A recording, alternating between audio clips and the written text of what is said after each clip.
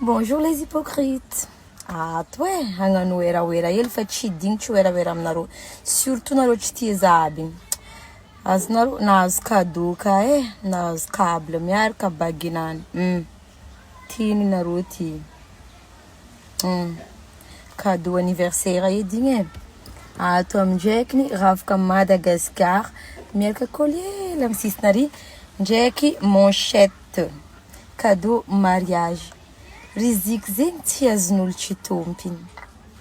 Olo io samby amin'ny ranony saigny. Za tsara ranony saigny fa hainao raha zy.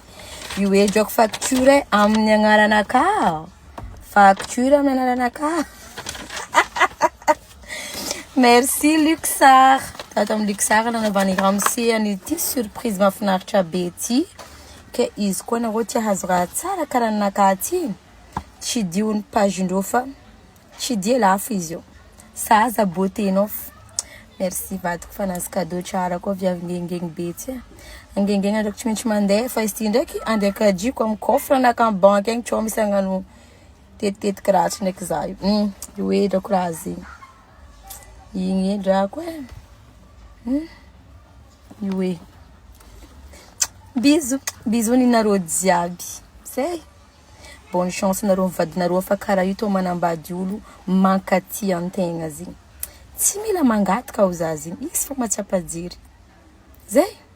Mizahava lehilahy mankaty anao koa. De aza mandinika raha tsy manjary amin'olo fa manjary tsy avy rizikinao. Joroa koa anao mba hazony tsaratsara nazon'olo igny. Zay Riziky tsy mandeha tsy tompiny.